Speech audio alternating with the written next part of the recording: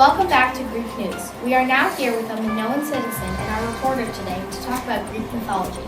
Later, we will be telling a major myth. So tell us, do you believe in Greek mythology?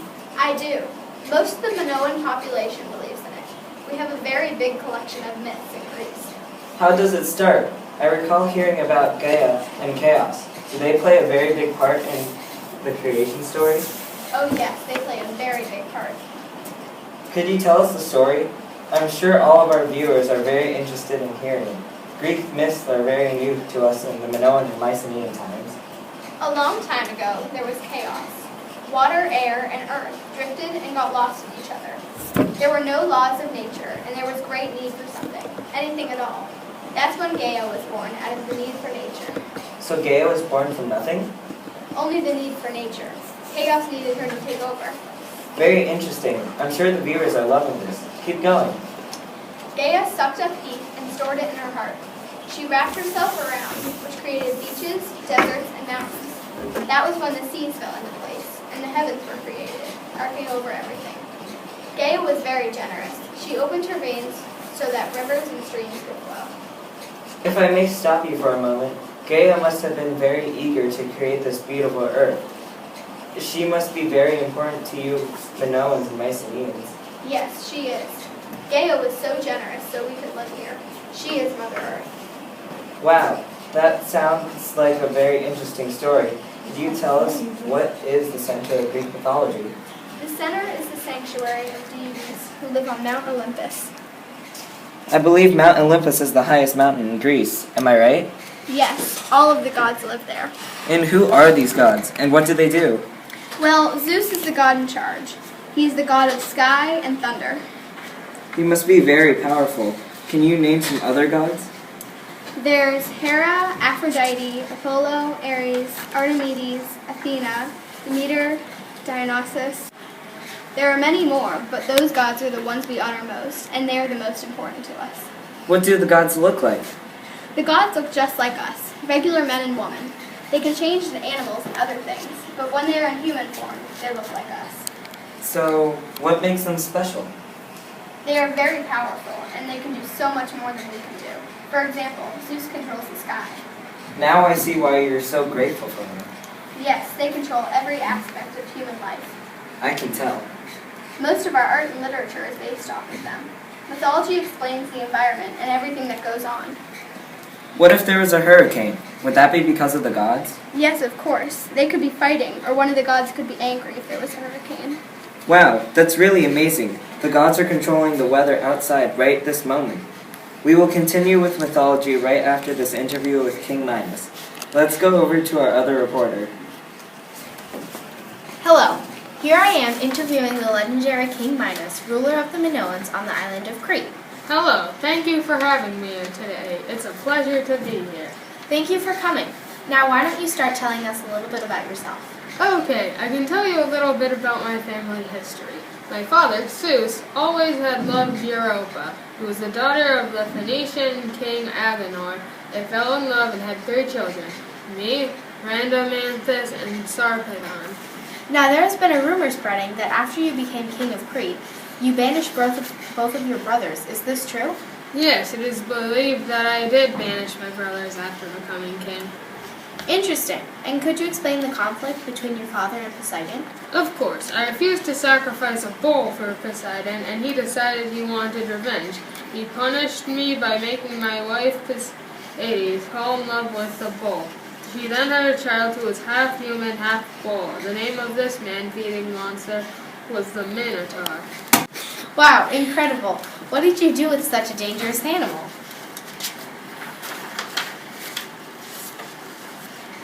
I had Daedalus, an Athenian craftsman, build me a large maze that was so complex that no one could escape from the maze of the Minotaur. However, Daedalus did reveal the secret of the maze to only one person, my daughter Ariadne. When you said that no one could escape the Minotaur, are you saying that you fed people to the Minotaur? Yes, in fact, I did. Since the Minotaur was fed with humans and people, every 9 years, 7 boys and 7 girls were sent to me to be sacrificed to the Minotaur. We would put them in the maze where we kept the Minotaur, and we would eventually find and eat them. Oh my goodness, that sounds brutal. Surely you must have had people try and kill the Minotaur in the maze, right? Yes, that is where my daughter Ariadne comes onto the story. A man named Theseus decided he would end the sacrificing of children to the Minotaur. He volunteered to be sacrificed, but fell in love with my daughter Ariadne. She told him the secret to finding the way out of the maze that Daedalus had told her. She gave him a ball of string and told him to unwind it as he walked into the maze. To killing the Minotaur, he would follow the string back to the entrance of the maze. Incredible. Did he succeed? Yes, he did. He followed Ariadne's instructions, and after killing the Minotaur, made it out of the maze alive. Then he got married to Ariadne. What an amazing story. Were you upset with Daedalus and Ariadne for sharing the secret of surviving the maze? Yes, I was upset with Daedalus, and punished him by locking him and his son up in the maze, but without the things they would need to escape. Well, unfortunately, that's all we have time for today. Thank you for sharing such an amazing story with us. We are now back with our Minoan citizen. That interview really was interesting. I can't believe we got King Minos himself in the studio. Let's get back to our mythology. While we had our short break, some viewers sent in some questions. I may not be able to answer all of them, since I am just a Minoan citizen, but I can't wait to hear them. Our first question is from the Mycenaean civilization. Why do Greek myths retell historical events? Well, it makes us feel more connected to our ancestors when we hear the stories. We think that the way the stories are told is what actually happened. What a great answer. Our next question is, besides weather, what else does Greek mythology explain? It explains almost everything that has ever happened. It explains how the earth was created, as I mentioned before. It explains how humans were first created, what happens to us when we die, and so much more. Now, from a viewer from the Minoan civilization, we have another question. What is the purpose of Greek myths? We Greeks believe that that's what really happened. They can also be used for educational purposes, and it's our religion. We celebrate the gods, and the gods are in all of our stories. Very interesting. I have one last question for you before we leave. How do the stories get passed on? We Minoans and Mycenaeans started the practice of passing on myths. We do this orally, and they are retold. So you were the first to be passing on these stories? Yes. Soon, even more parts of the world will know about them, and maybe they will even start to worship our gods. Thank you so much for joining us today. It was very interesting to hear what the citizen had to say about Greek mythology. I hope you all enjoyed it as much as I did. That's all we have time for today. Stay tuned for our next segment coming up soon. Hi, I am here with Nathan on the topic of the Mycenaeans and the Minoans. Hi, I'm Nathan, and I'm back with the citizen on an interview about Minoan art. Hello, I can't wait to tell you about Minoan art. In the Minoan period, many types of Greek pottery have distinctive decoration and are usually discussed in terms of art history. In particular, black figure and red figure vases. In Crete, Minoan pottery has many different shapes and is either monochrome, red or gray, white on a dark background, referred to as light on dark, or a color on a light background, dark on light. Early Minoan pottery includes pyrrhos, ware, which has burnished patterns and varies from gray to black. The most common are plain or footed bowls, with chalice, a large cup, being typical drinking vessel. Is there a main type of art that the Minoans made? Pottery is the most common artifact in archaeological sites, and it was the first developed in the time period. I guess you could say that pottery was the main type of art that they made.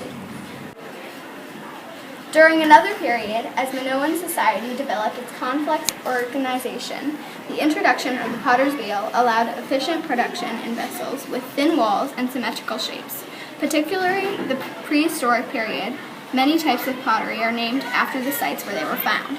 For example, the Kamares pottery, the most characteristic style of this period, was developed after a place named Kamares. Can you explain to me what type of pottery it is? The pottery style was characterized by very thin walls, strong inflated curves, elegant spouts, and decorations, and its beauty made it very popular in Crete, as well in Egypt and Syria, where it was exported.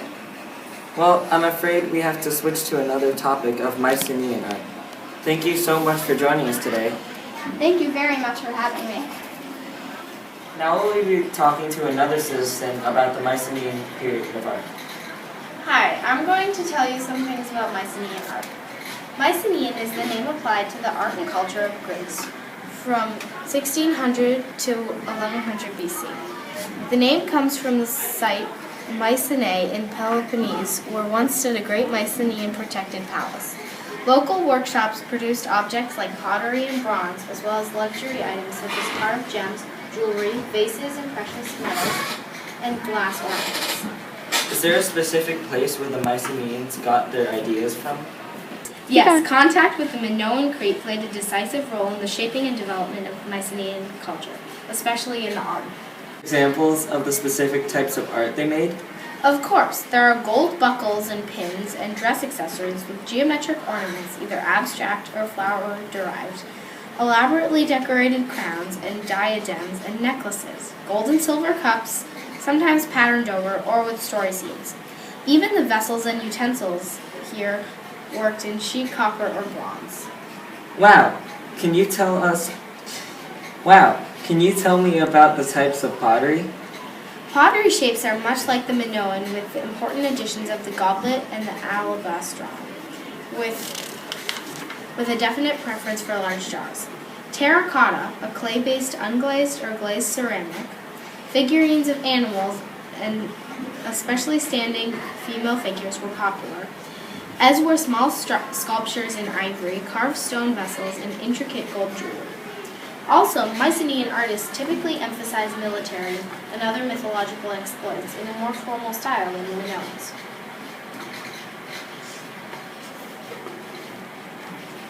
Well, it sounds like Mycenaeans created a very nice art. I think we are out of time for today. Thank you so much for joining us. Thank you for inviting me to be here with you today. I had a fun time telling you about art from my culture. Thank you for sharing different types of art with us. Now we will go to the Mycenaean and Minoan literature. Hello, people of Minoa. Today we will be interviewing three famous Minoan poets, Homer, Herodotus, and Thucydides. Let's start off with Homer. So Homer, what inspired you to write the Iliad and the Odyssey? Well, those stories I wrote were about the Trojan War, when a whole army was crammed into a giant horse to invade the Trojans. Wow, what was that like? It was very chaotic. That was the last thing the Trojans expected.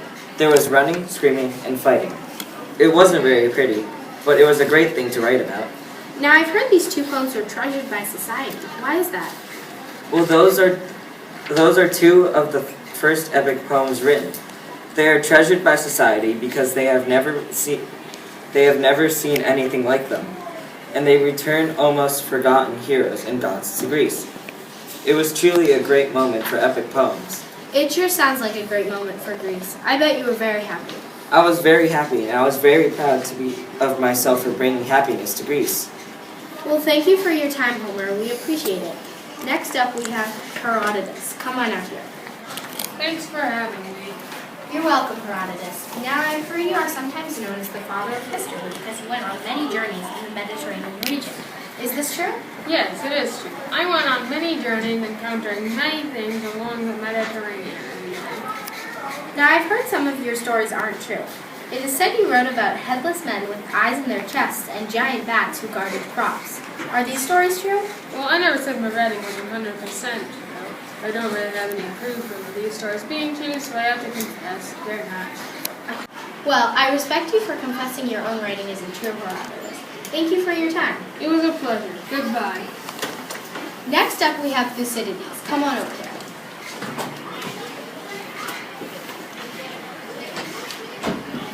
Thank you for having me. It's a great pleasure to be here. So, Thucydides, unlike Herodotus, who we just interviewed, people say you only wrote about things you knew were true. Is this true? Oh, it's true, all right. I only wrote about things that were true. I didn't want to give the people of Greece false information. It would make them ignorant. Well, that's very nice of you. I've heard that you've written about many things. What were they? Well, I wrote about the Persian Wars, Sparta's conquest of Athens, and life before, after, and between them. Wow, that sounds really interesting. Is there anything else you wrote about? Well, I only wrote facts, so I wrote all about all the facts in that part of history. Oh, I see. Well, that was a great interview. Thank you, Thucydides. It was great to be here. Bye. Well, there you have it. Three great Greek poets and historians. Tune in tomorrow when we learn about a major myth of Greece. Minos, the son of Zeus, the king of Knossos, has started his project of building his palace in the center of Knossos. But he has refused to sacrifice a sacred bull, which was crucial to the Minoan mythology, and has been punished by the god Poseidon. His wife, Pasiphae, has fallen in love with the animal and has given birth to the Minotaur. An Athenian architect, Daedalus, has built an impossible labyrinth to imprison the Minotaur. Daedalus revealed the secret of the labyrinth only to Ariadne, daughter of Minos. Minos had a son, Androgeus, who, according to the myth, was a strong athletic youth. He was sent to represent Crete in the Athenian Games and was successful in winning many events. The king of Athens murdered Androgeus out of jealousy. When Minos heard about the death of his son, he was enraged and he deployed the mighty Cretan fleet. The fleet took Athens, and instead of destroying the city, Minos decreed that every 9 years Athens was obligated to send 7 young men and 7 women. The king threw them into the labyrinth as a sacrifice to the Minotaur. Theseus, the Athenian king's son, volunteered to be one of the 7 sacrificial young men with the intention of killing the Minotaur and end the suffering of Athens. If he succeeded in his mission, he told his father that he would raise white sails instead of black sails. Theseus arrived at the palace of the Cretan king where he met Minos' daughter Ariadne.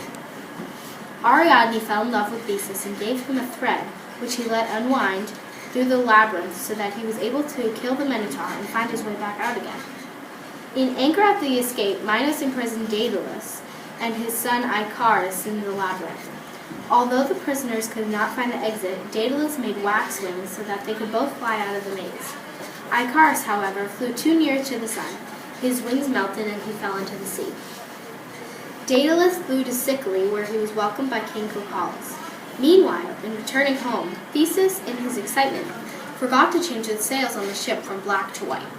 The king of Athens saw the black sails. Thinking that his son's plan failed and that Theseus was dead, the king flung himself into the sea and died. After King Minos' death, he became one of the 3 judges of the dead in the underworld. Now we will be interviewing the Athenian architect Daedalus. So, Daedalus, why did you build the labyrinth? The Minotaur was an overly powerful beast. Putting him in a cage was the only way to keep him from wreaking havoc on the citizens. How do you feel about the death of your son? Icarus was foolish. He flew too close to the burning sun and plummeted to his death. I warned the boy and he didn't listen. I didn't care much for his death. How long did it take to build the giant maze? It was a long time ago, so I'm not positive. I remember it taking a very long time now. That's okay. What other things did you make besides the labyrinth? I'm not an inventor. I made machines and a way to source. It's alright, keep going. I'm an inventor. I made machines and a way to soar through the sky. Although they had their flaws, they made history. I was a descendant of the gods of the craft. I had the ability to make anything. You were in the labyrinth for a while, weren't you? How did you plan on escaping? After Theseus' bad idea with a friend, I just decided to make a different way of escaping by getting out through the top of the ladder. Thus the idea of making wings to a bird. To escape. I think that is all we have time for. Thank you for coming. It was a pleasure. Thanks for watching Greek News, and we will see you next week.